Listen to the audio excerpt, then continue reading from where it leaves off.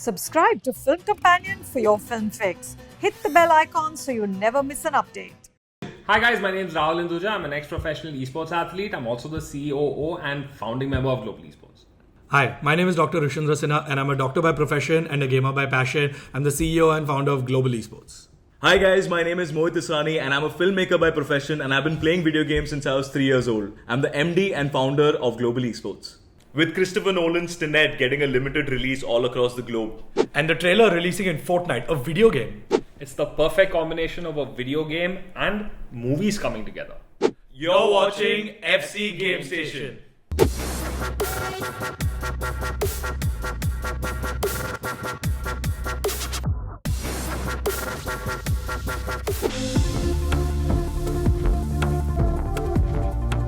Hey guys, it's Jeff Keighley, and welcome to a special event here on the island. Christopher Nolan wanted Fortnite fans to be the first people to see the trailer for his upcoming film, Tenet. Christopher Nolan choosing a video game to launch the trailer was just amazing, dude. I think watching it in the world of Fortnite was so exciting, man.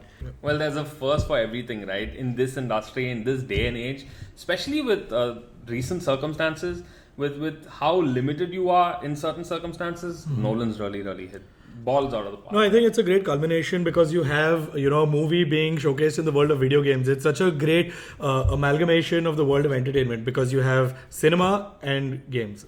Both entertainment at the end of the day. Yeah, and we've been growing up playing these video games, and now to experience a movie or like a trailer inside the world of this game was just an amazing experience. And I think it's been a like a path-breaking move on Christopher Nolan's part to take this initiative, because you could have taken any other platform to release this game, this trailer, right? But it happened inside a video game, and that experience was just something wonderful. Being a filmmaker, I never imagined that I would be seeing Christopher Nolan's movie inside a video game, but that happened, and that's a start for so many things to come. I think one of the exciting experiences of being there in that video game was they actually recreated like a drive-through theater where you could go and there was even a ticket booth and you could even grab some popcorn. Oh, virtual popcorn, man. What more can you ask for? And it's not just limited to trailers anymore. Right. It's the whole movie, right? With regards to Prestige, and I'm sure there Which are... were the- Yeah, I mean, so Christopher Nolan not just launched the trailer, but there were 3 feature films of his that were showcased inside the game. The 3 of them being Prestige, Batman Begins, and Inception. Did you see all 3? Not on Fortnite, no. Yeah, I mean, imagine just sitting with your friends inside that kind of a world, which is like a party royale mode they built, and there's like a drive-to theater kind of a thing, like you're just going there, you grab a seat, and you're sitting with your friends, you take some popcorn, and you're watching through an entire feature So film. you've seen all those 3 movies before, right? What Yeah. was the experience watching it in game?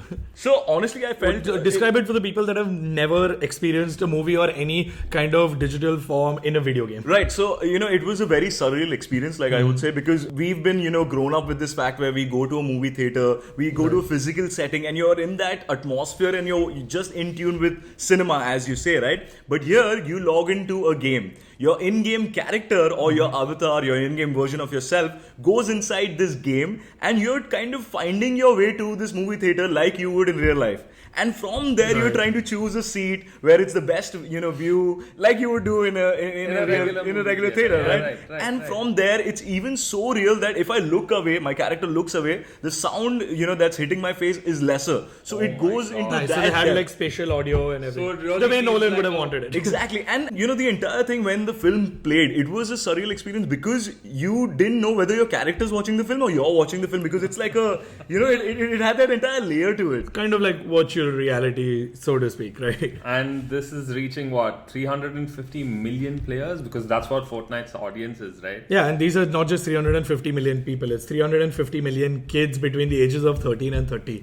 Like that millennial and Gen Z audience, which usually people have a tough time reaching to, especially someone like Christopher Nolan, who has, really sophisticated and high-end movies where people are just a lot more mature. Right. Now, for him to have his kind of movies and release it in a game of Fortnite with 350 million of his target audience, I think that's just wonderful. Yeah, and it was so unexpected because you know how Christopher Nolan is and how his approach to theaters and cinema is. For him to choose a game was amazing, and they not just featured the trailer. There was also a pre-trailer interview with the lead actor. Nice. And a post trailer interview with the actor. Basically, it was a 30-minute engagement.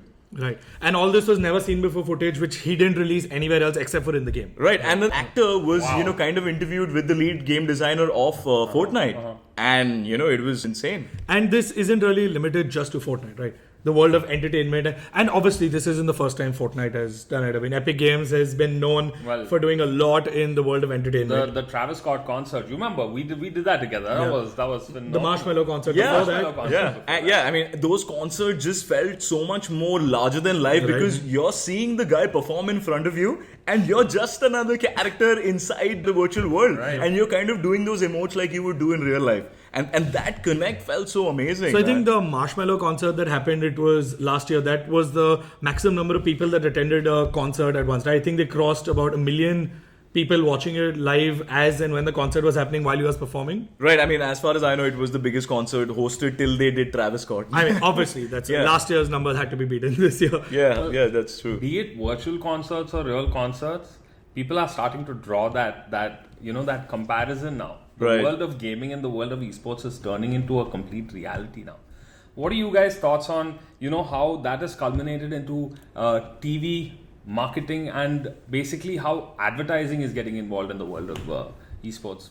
I think it's a very interesting time right now because the market opportunity is so much more than there was earlier. We are going through challenging times, and what's happening is there's a very difficult or challenging way to reach this target audience, right? You want to reach out to the Gen Z, you want to reach out to the millennials. Right. How do you go about it? Your traditional media is not really a viable option. You can't put, billboards and newspapers and magazines. No one does that anymore. So what better way to reach these people through video games?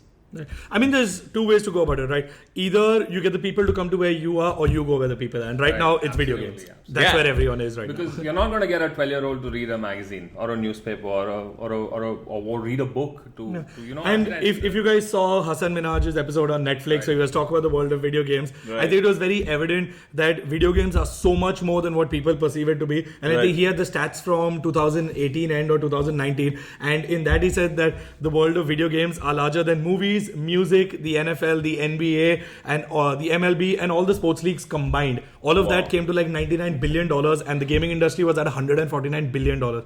And again, this is what I'm talking about last year. We haven't even touched upon where the situation is right now, and the gaming market is booming. And the entertainment industry is catching up. Even though we know these numbers, just saying it out loud and, experiencing it now, that it's all happening at once, not many people know that this is the way esports and cinema is kind of going, or the entertainment industry. I mean, people still kind of call it niche, but when you have more than 2.5 billion gamers in the world, I don't think it can be niche anymore, right? You can't call it niche anymore. And since you brought up numbers, right?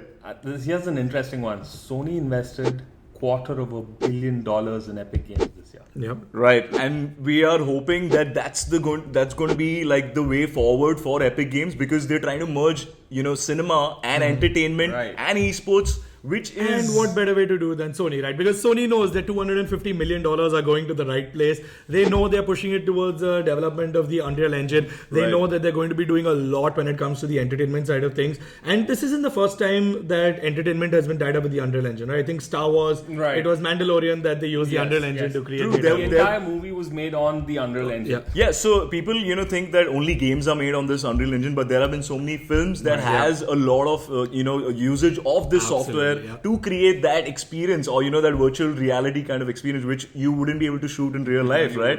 And now it's just happening more than ever. So how much closer do you think we are to Ready Player One? How much closer do you think we are? Do you think we're getting there?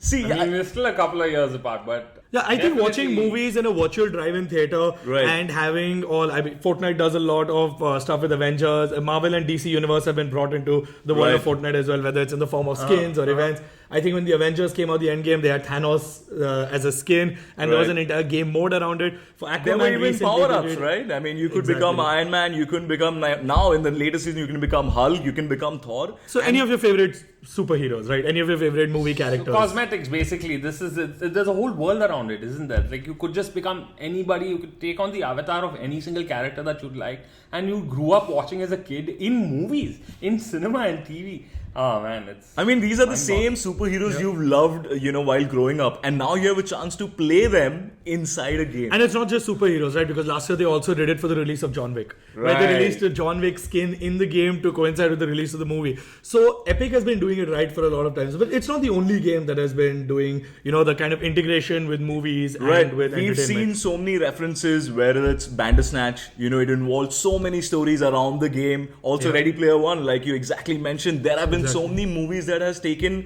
base of video games and also showcased such a great story. And let's not forget the most recent High Score. The High one Score, on the new, Netflix. Right. You guys catch that? It's not, Yeah, definitely, dude. I haven't seen it. I'm going to go check it out now. You absolutely. But I think have. it's not restricted to just movies, right? When we talk about TV shows, HBO's Ballers had the entire season, the latest season was dedicated towards esports. There was an entire parallel storyline. So, if you all don't know, I don't know. I know you don't watch Ballers. I've you seen watch. a lot, right? So, Ballers is essentially a show about The Rock, Dwayne Johnson, Right. who handles football players, right? And then in the latest season, he moved on to handling esports players, and it was the entire season was around League of Legends and how he started managing these players. So, long story short, they had HBO's focus on the newest season was regarding video games. Wow. And you could see in one of the episodes, you could see them do an entire tour of the Riot Studio of Right. showcasing what's out there in the world of esports. Why gaming could be such a massive investment opportunity in today's day and age, especially with the millennial and Gen Z audience. Yeah, I mean, I remember while growing up, for the first, time when you try out a game, the game trailer is what, really captures your imagination and, gets you attracted to play that.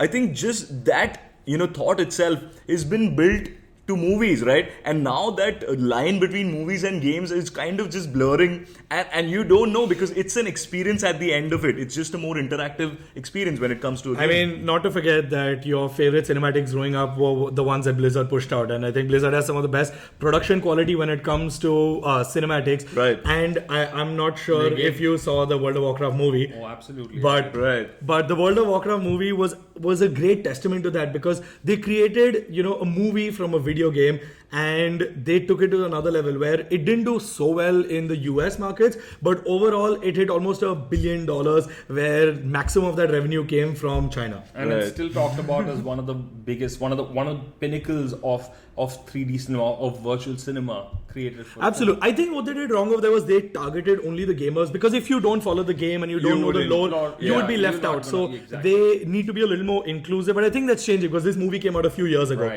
That's changing very drastically. Right. You have various movies being converted into TV shows, and you have TV shows being converted into video games, and then all that with Witcher on Netflix. Right. That's Absolutely. one of the You can most go amazing back to shows. Mortal Kombat, for example. That was Exactly. such a popular series. Like we were playing all those arcade games. We've grown up playing and those no games, one really expected to see a Mortal Kombat movie, but it happened, and that had like an insane fan following.